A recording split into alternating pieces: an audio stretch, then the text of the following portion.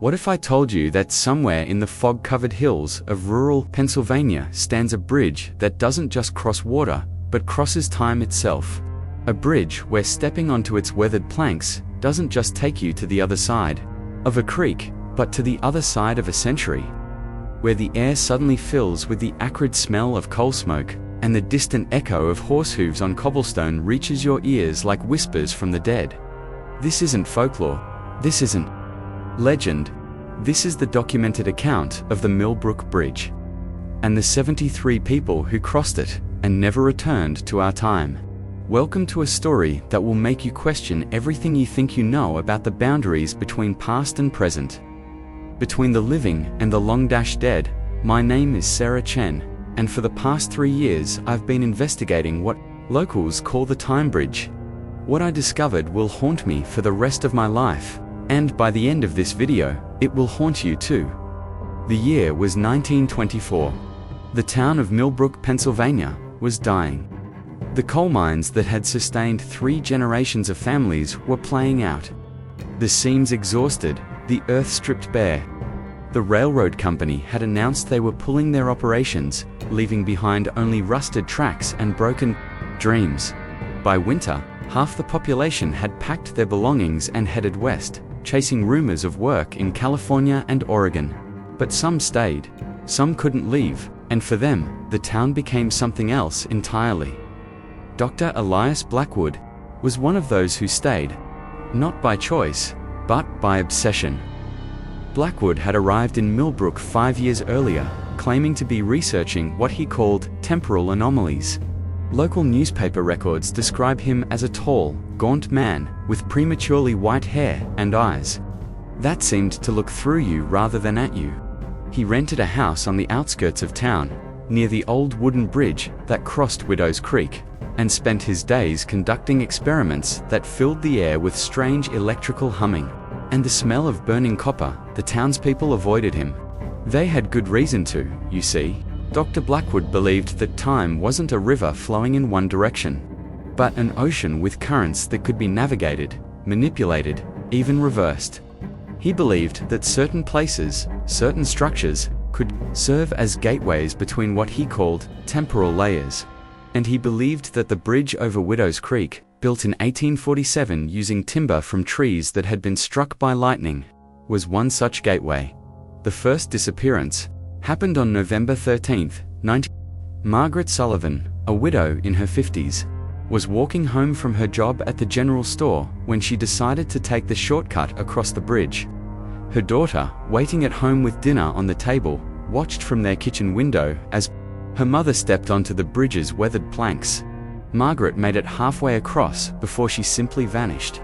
Not like she fell into the water below, not like she ran away. She was there one moment and gone the next, as if the air itself had swallowed her whole. The search lasted 3 days.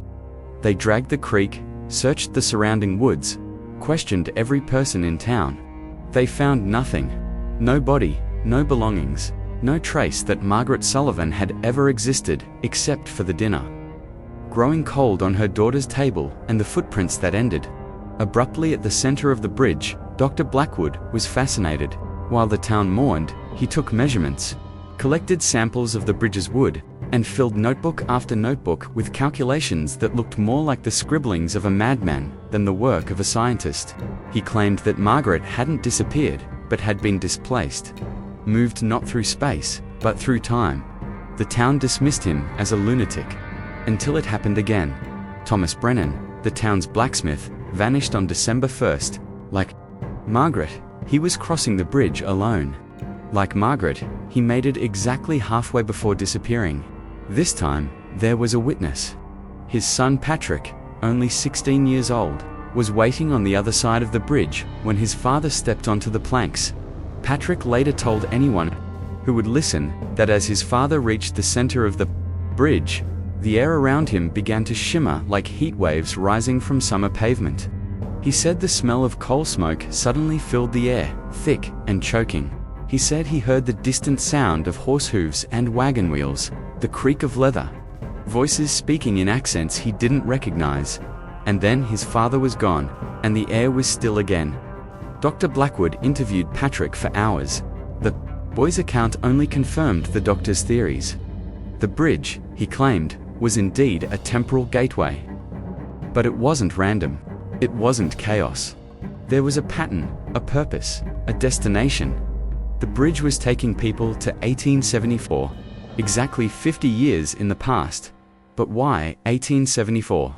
What was so significant about that year, that specific moment in time? Dr. Blackwood became obsessed with finding the answer. He spent weeks in the town's archives, digging through old newspapers and records. What he found changed everything. In 1874, Millbrook had experienced what the newspapers called the Great Plague, a mysterious illness that swept through the town like wildfire, killing over 200 people in the span of 3 months. The symptoms were unlike anything doctors had seen before. Victims would fall into a deep sleep from which they could never be awakened, their bodies growing cold and stiff while their hearts continued to beat. The local physician, Dr. Marcus Hartwell, described them as the living dead. The town had been quarantined, no one could enter or leave. The railroads stopped running, supply wagons turned back at the town limits. Millbrook became an island of the dying in a sea of the terrified. And then, as suddenly as it had begun, the plague stopped. The sick either died or recovered, leaving no explanation for what had caused the outbreak or why it had ended. Life returned to normal. The incident was forgotten, buried in dusty archives and faded memories. But Dr. Blackwood believed the plague hadn't ended. He believed it had simply been waiting, suspended in time like a predator in amber, for the right moment to feed again, and the bridge was feeding it. Every person who vanished crossing that bridge wasn't just traveling back to 1874. They were being delivered to the plague, fresh bodies for a hunger that had waited 50 years to be satisfied. The shimmer Patrick had seen wasn't just the air distorting around temporal displacement.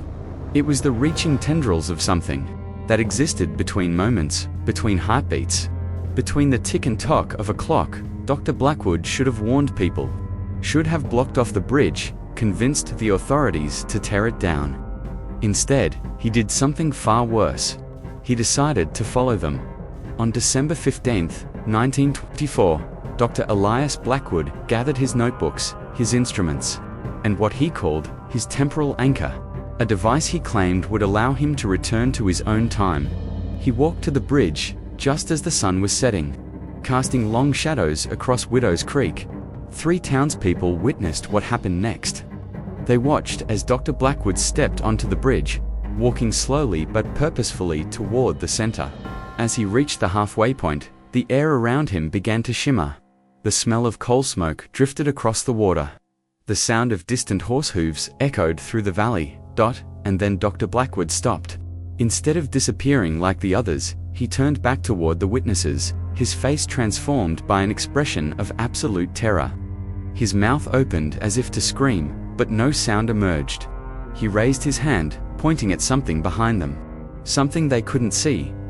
Then he was gone, and with him, any hope of understanding what was happening to their town. But Dr. Blackwood's disappearance marked the beginning of something far worse. The bridge didn't just take people anymore, it began to give them back. The first return happened 3 days later. Margaret Sullivan walked out of the morning mist on the far side of the bridge, moving with the slow, deliberate gait of someone walking in their sleep. Her daughter, who had been mourning her mother's death for over a month, ran to embrace her. Margaret's body was cold as winter stone. Her eyes were open, but saw nothing. She breathed, but each breath came minutes apart, as if her lungs had forgotten their purpose. When her daughter tried to speak to her, Margaret's mouth moved soundlessly, forming words in a language that sounded like English. Spoken backwards, she lasted 6 hours before her heart finally stopped. But she wasn't alone. Thomas Brennan returned the next day, followed by every other person who had vanished crossing the bridge. They came back, changed, transformed into something that was neither fully alive nor completely dead. They moved like puppets controlled by an amateur puppeteer, their limbs jerky and unnatural. They stared at their families with eyes that held no recognition, no warmth, no humanity. and they brought the plague with them, the illness that swept through Millbrook in the winter of 1924 was identical to the one that had devastated the town 50 years earlier. People fell into the same death-like sleep, their bodies growing cold while their hearts continued to beat. But this time, there was a difference. This time, they didn't stay asleep. After 3 days, the plague victims began to wake up. But like the returned bridge crossers, they woke up wrong. They moved like the others, spoke like the others, stared with the same empty eyes.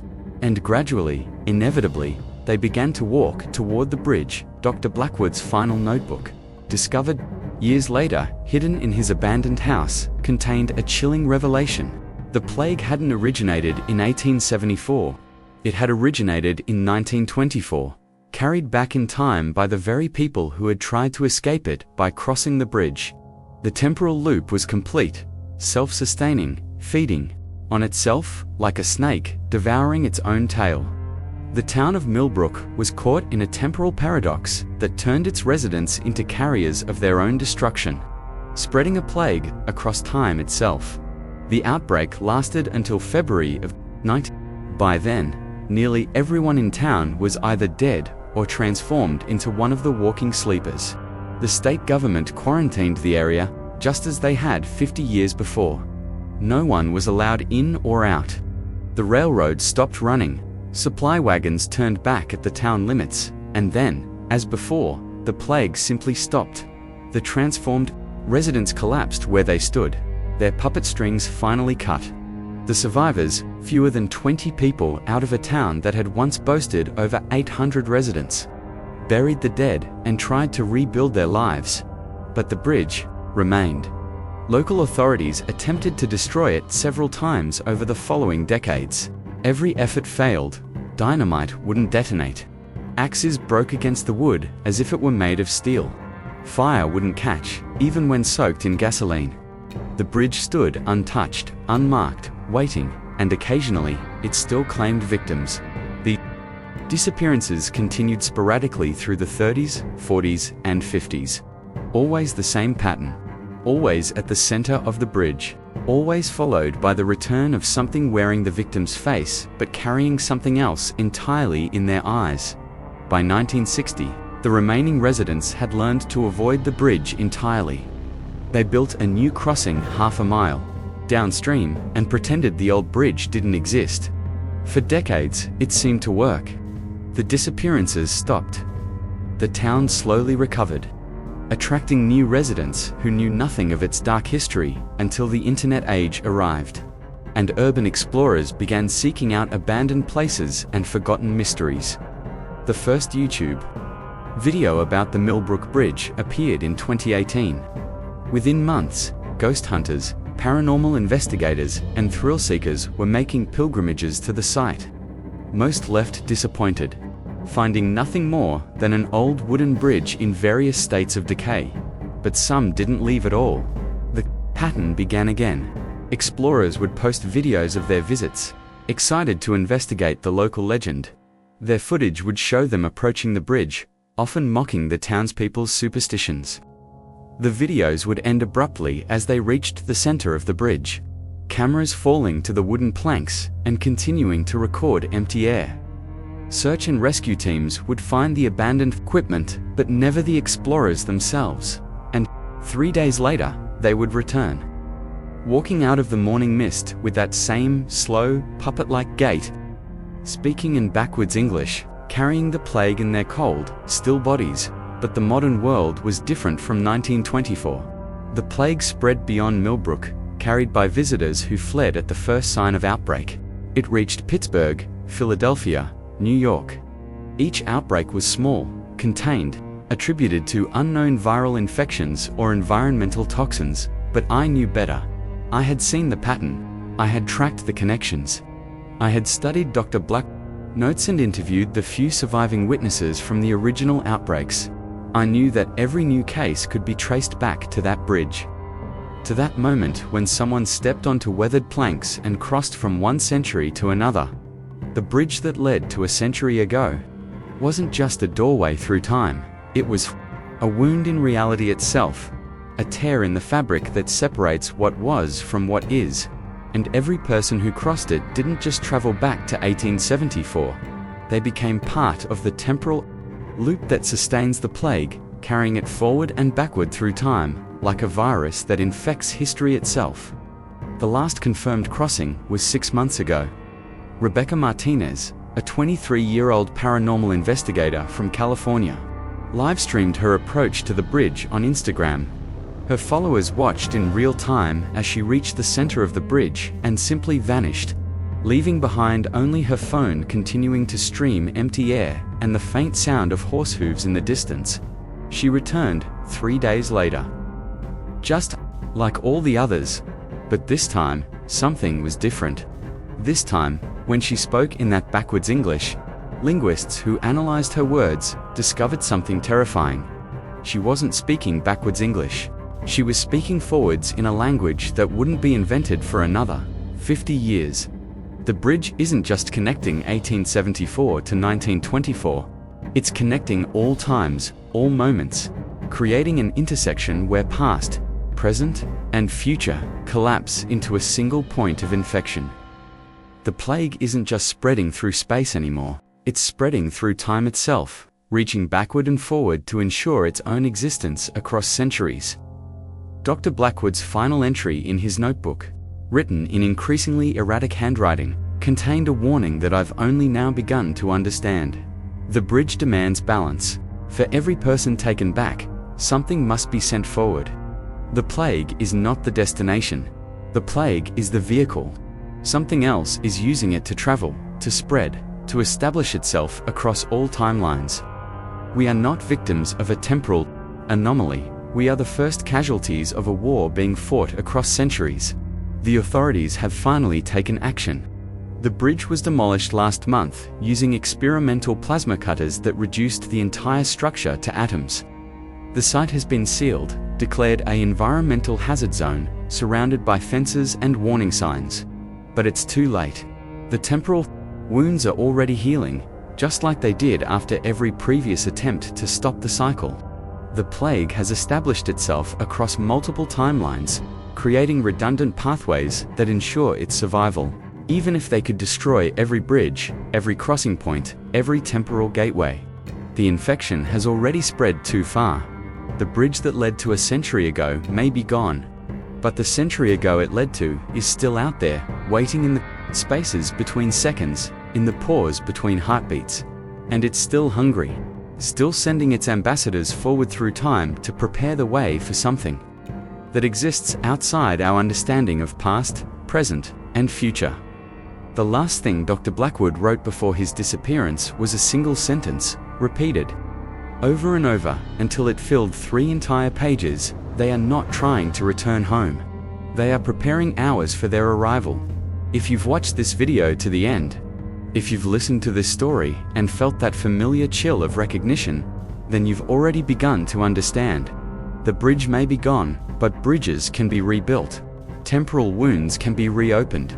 And somewhere in the fog-covered hills of rural Pennsylvania, or perhaps in the empty space between one moment and the next, something is still waiting for the right person to take that first step onto weathered planks that shouldn't exist but somehow do. The bridge that led to a century ago may have been destroyed, but time itself remembers. And memory, as Dr. Blackwood discovered too late, has a way of making itself real. So the next time you find yourself crossing an old bridge, especially one that spans more than just water, remember this story. Remember Margaret Sullivan and Thomas Brennan and Dr. Elias Blackwood and all the others who stepped onto those planks thinking they were simply crossing to the other side. Because sometimes, the other side is farther away than you think. Sometimes, it's a century away, and sometimes, the journey back takes longer than a lifetime to complete. The bridge that led to a century ago is gone, but the century it led to is still sending postcards.